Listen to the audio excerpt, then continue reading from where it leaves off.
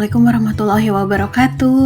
Apa kabar teman-teman hari ini? Senang banget rasanya bisa berbagi kegiatan lagi. Dan teman-teman, aku tadi belanja di Mang Sayur. Yang aku beli ada daun blinjo atau daun sok.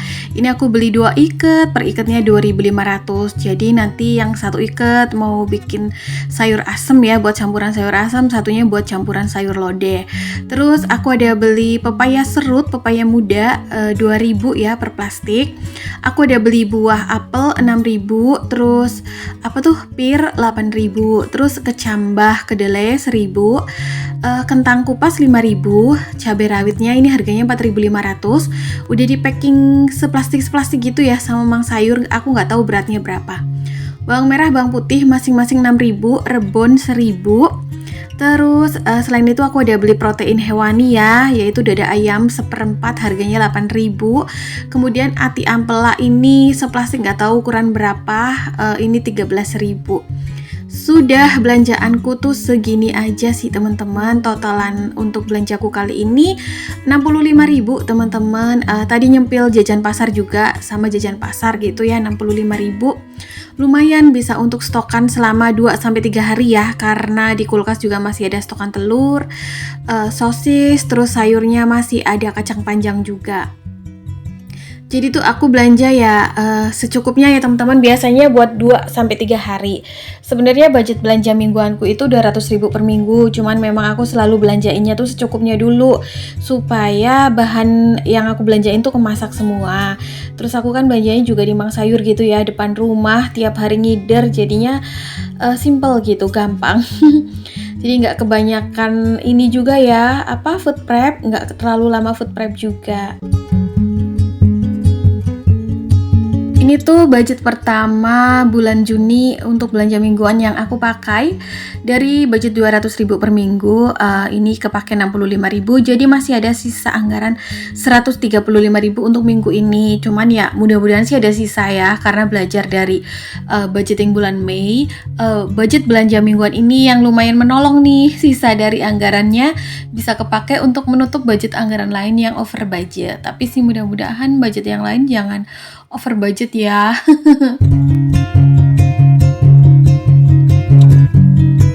By the way teman-teman, aku mau semangatin teman-teman di sana yang masih menunggu gajian, yang belum gajian gitu ya. Pokoknya semangatlah, detik-detik terakhir gitu ya. Berasa tanggal tua, aku pun mengalami kemarin-kemarin.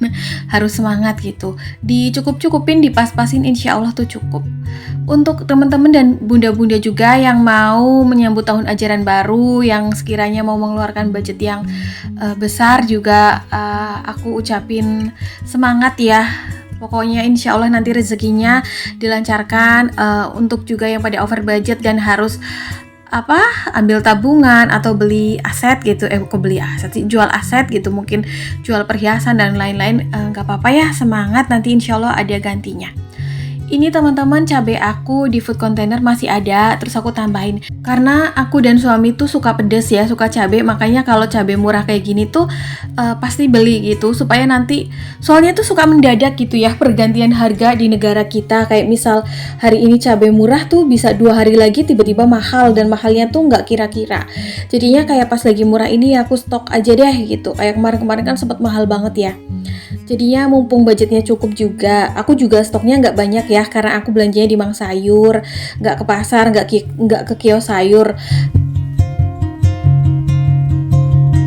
Nah waktu itu ada yang komen katanya, Mbak belanja di pasar aja lebih banyak dapatnya.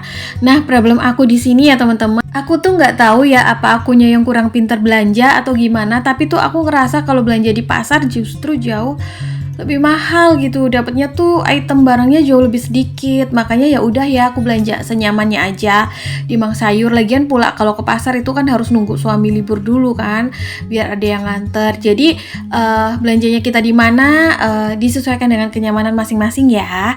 Terus juga kan karena berhubung di sini aku masih berdua nih, jadi belanja di Mang Sayur tuh menurut aku masih worth it dan sangat efektif lah. Karena kan di Mang Sayur udah di packaging kecil-kecil, udah dikemas kecil-kecil, makanya dengan budget anggaran belanja yang aku punya, aku udah dapat banyak ragam gitu ya. Kayak misal nih buah aja tuh boleh beli ngeteng per biji ya. Terus kayak sayuran boleh beli setengah ikat, kayak protein hewani boleh beli seperempat, setengah kilo gitu. Jadinya aku tuh dapat ragam belanjaannya tuh banyak, tapi dengan ukuran yang kecil-kecil supaya cukup karena kan aku masaknya nggak terlalu banyak, hanya untuk 2 orang. Jadi untuk teman-teman yang mungkin belanjanya di pasar itu ya monggo ya senyamannya aja. Di sini kalau aku udahlah kayak gini nyaman banget pokoknya. Karena ini juga lumayan barangnya tuh bagus-bagus, nggak pernah kecewa sih selama ini. Barang-barang jualan di Mang Sayur yang keliling di komplek perumahan aku tuh hampir nggak ada yang busuk teman-teman. Misalnya tuh dalam satu bungkus cabai gitu ya, satu plastik cabai atau satu plastik bawang itu bener-bener kayak udah dipilihin gitu, nggak ada yang busuk. Kayak barang-barang yang masuk supermarket gitu, yang masuk swalayan, jadi bener-bener kayak udah di seleksi gitu teman-teman. Kalau di pasar kan kadang ada ya dari satu plastik cabai tuh beberapa yang bonyok gitu, sayuran juga. Jadi ya udahlah ya.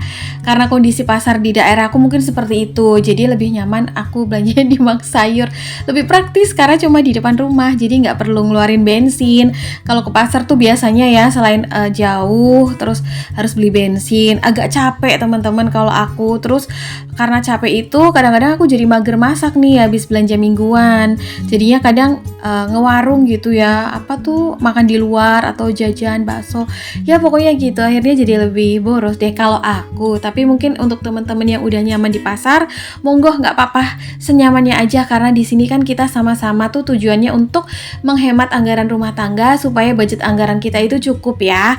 Jadi kondisikan dengan kondisi masing-masing aja, karena di setiap daerah pasti kondisinya berbeda-beda. Begitu pula dengan kenyamanan kita sendiri gitu ya teman-teman. Ada yang nyaman belanja di pasar, ada yang nyaman belanja di kios sayur, ada yang belanja nyamannya di Mang Sayur gitu. Oke, nah ini udah selesai aku food prep, tinggal aku masukin dalam kulkas. By the way teman-teman, di sini aku mau sharing sekalian ya, bahwa setelah food prep ini tuh banjir di perumahan aku. Enggak sih, di dapur.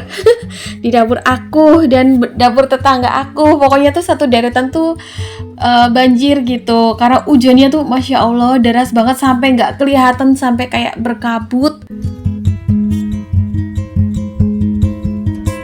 Jadi sebenarnya ini bukan salah hujannya ya, karena selebat apapun hujan, kalau bangunan perumahan atau rumah kita itu bagus, terutama tuh saluran pembuangan airnya bagus, aku rasa ini nggak akan banjir. Jadi problem di perumahan aku itu airnya itu naik dari paralon pembuangan teman-teman. Jadi kan perumahan itu kan talangnya nggak jatuh ke kanan kiri atau belakang ya. Jadi kayak talangnya itu masuk ditanam ke dalam tembok gitu. Nah satu aliran lah sama paralon pembuangan dari wastafel, dari mesin cuci, dari kamar mandi gitu, terus dialirkan ke got. Nah dari got atau selokan itu di perumahan aku problemnya adalah dari got depan itu ke pembuangan got yang pusatnya itu, struktur pembuangan got yang lebih besar atau pusatnya itu lebih tinggi daripada struktur daerah perumahannya. Alhasil kalau selokan yang besar itu ya, yang ada di desa itu luber, airnya tuh balik gitu teman-teman, airnya tuh kembali ke selokan perumahan karena lokasi perumahan kita itu lebih rendah daripada lokasi pemukiman desa dan juga selokan desanya. Jadinya tuh ini yang salah ya. Harusnya tuh kan kita buang air ke arah yang lebih rendah kan. Makanya tuh dulu pada shock gitu penghuni warga perumahan sini, karena kita tuh taunya ya air dari selokan perumah itu ngalirnya ke arah yang lebih rendah. Kita kira tuh ke arah belakang, taunya tuh buangnya ke arah depan semua. Jadi airnya tuh keseringan bludak gitu. Jadi sebenarnya sih harus dicariin solusi ya, supaya kita ada pembuangan sendiri gitu, entah kayak septic tank yang besar atau apa gitu, atau ya pokoknya gitulah. Tapi sampai sekarang, sampai 7 tahun 7 mau 8 tahun menghuni rumah ini masih dibiarkan. Sampai dapur tetangga aku aja tuh yang sering apa ya, maksudnya dapurnya tuh udah bagus gitu ya. Kalau menurut aku mah udah rapi banget, udah di plafon, udah ada kitchen setnya, itu sampai apa bocor gitu. Karena bocornya itu bukan karena atapnya yang bolong teman-teman, tapi karena tuh dari talang yang bagian belakang. Karena kan kita dulu pas pertama kali serah terima kunci, kata developernya nanti kalau bangun dapur harusnya dibangun talang pakai dakcor ya, sehingga tuh setiap rumah ya mengusahakan untuk memakai talang dakcor. Nah ternyata karena sanitasinya kurang baik, akhirnya bludak lah seperti ini teman-teman. Nah itu ya, ini tuh bukan karena bolong, tapi tuh karena luapan tampungan air yang ada di paralon dari selokan itu udah full. Terus akhirnya kan kayak balik gitu ya, air dari talang sama air dari depan yang dari paralon selokan itu sama-sama bertemulah di tengah ya, pokoknya kayak gitulah. Dan ini aku tuh kayak membersihkan sendiri karena suami aku belum pulang kerja. Masya Allah, pokoknya ini tuh bener-bener kayak perjuangan.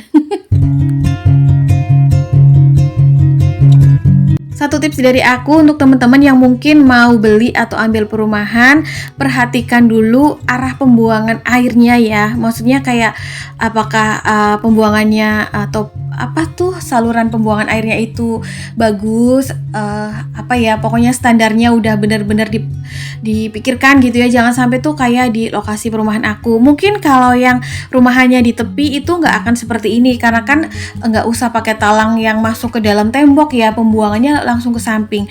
Sama di gang paling belakang perumahan aku sendiri itu pun nggak pernah banjir karena apa tuh, mereka tuh buangnya langsung ke belakang. Nah ke belakang itu kan pekarangan kebon, jadinya talang mereka tuh nggak ngalir ke dalam rumah gitu loh, nggak ditanam ke dalam tembok. Paralon untuk pembuangan airnya ya gitu ya, paralon untuk talangnya.